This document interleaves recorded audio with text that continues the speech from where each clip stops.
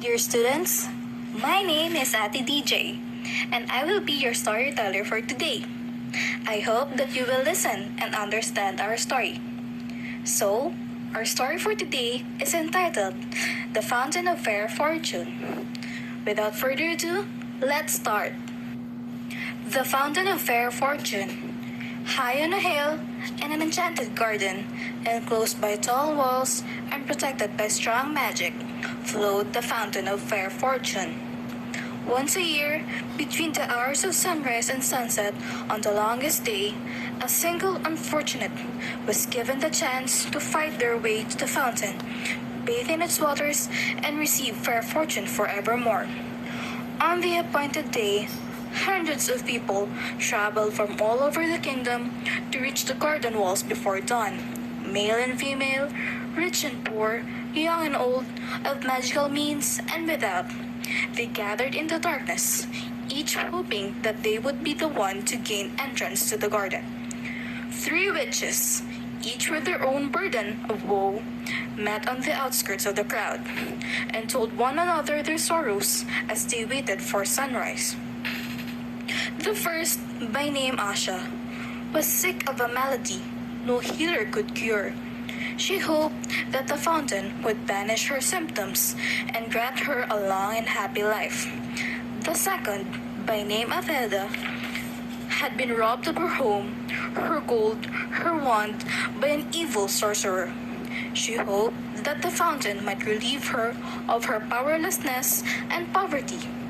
The third, by name Amata, had been deserted by a man whom she loved dearly, and she thought her heart would never mend.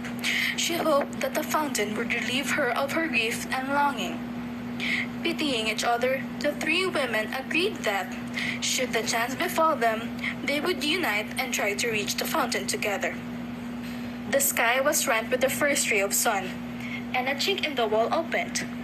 The crowd surged forward, each of them shrieking their claim for the fountain's benison.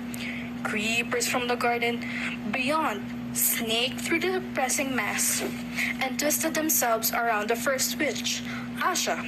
She grasped the wrist of the second witch, Altheda, who seized tight upon the robes of the third witch, Amata, and Amata became caught upon the armor of a dismal-looking knight who was seated on a bone-thin horse. The creepers tugged the 3 witches through the chink in the wall, and the knight was dragged off his steed after them. The furious screams of the disappointed throng rose upon the morning air, then fell silent as the garden walls sealed once more. Asha and Altheda was angry with Amata. Now, Sir Luckless, as a knight who was known in the land outside the walls, observed that these 3 were witches, and, having no magic, nor any great skill at jousting or dueling with swords, nor anything that distinguished the non-magical man, was sure that he had no hope of beating the 3 women to the fountain. He, therefore, declared his intention of withdrawing outside the walls again. At this, Amata became angry too. "Faint heart!" she chided him. "Draw your sword, knight, and help us reach our goal." And so, the 3 witches and the forlorn knight ventured forth into the enchanted garden, with rare herbs, fruits, and flowers grew in abundance on either side of the sunlit paths. They met no obstacle until they reached the foot of the hill on which the fountain stood. There, however, wrapped around the base of the hill, was a monstrous white worm. Bloated and blind, at their approach, it turned in a foul face upon them and uttered the following words: "Pay me the proof of your pain." Sir Luckless drew his sword and attempted to kill the beast, but his blade snapped. Then Altheda cast rocks at the worm, while Asha and Amata spoke every spell that might subdue or entrance it. But the power of their wands was no more effective than their friend's stone nor the knight's steel. The worm would not let them pass. The sun rose higher and higher in the sky, and Asha, despairing, began to weep. Then he placed his face upon hers and drank the tears from her cheeks. Its thirst was quenched. The worm slithered aside and vanished into a hole in the ground.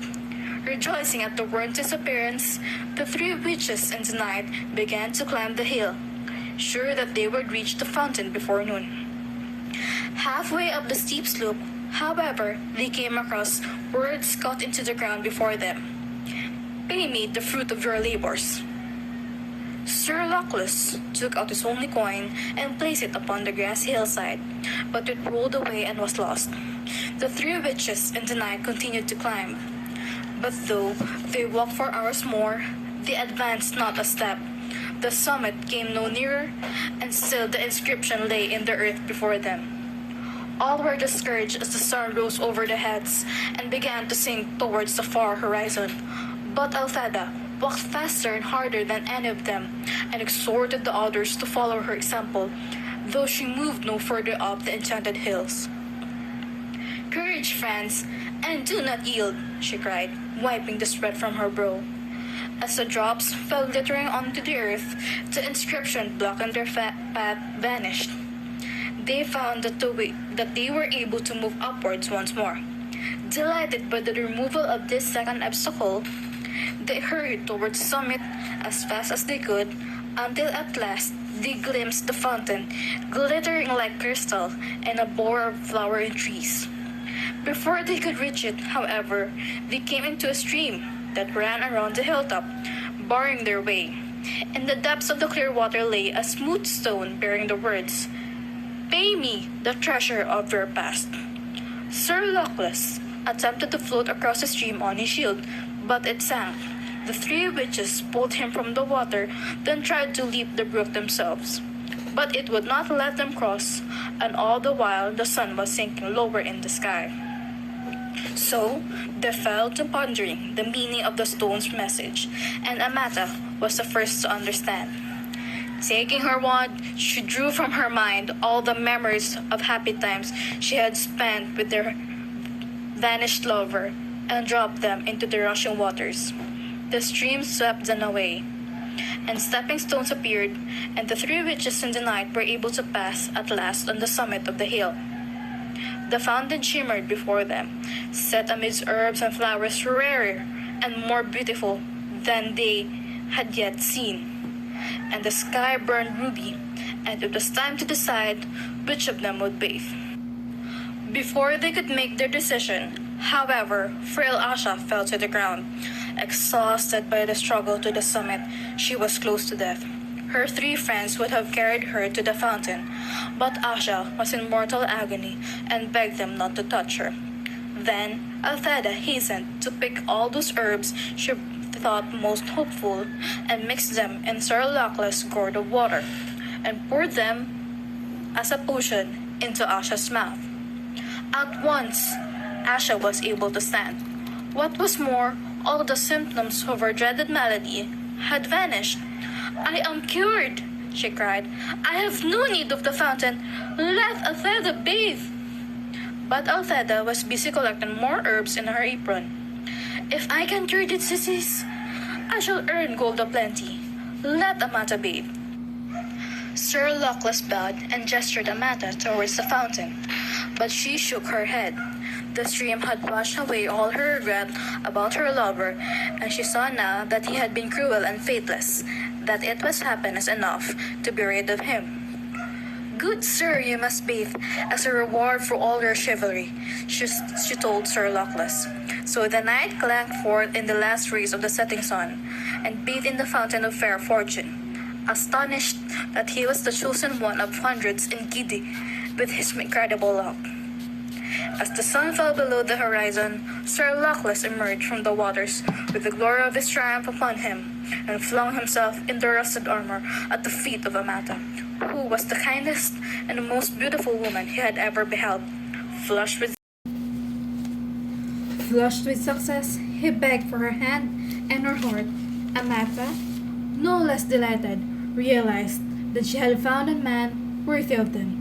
The three witches in the night set off the hill together, arm in arm, and all four led long and happy lives, and none of them ever knew or suspected that the fountain's waters carried no enchantment at all. So, dear students, What did you think of our story? It was quite the journey that the three witches and the knight had. I believe that we all have a fountain of fair fortune awaiting all of us. But I think what matters most is the journey, not the destination, and the friends we make along the way. Well, what do you think? Does our friendships help us make stronger or not?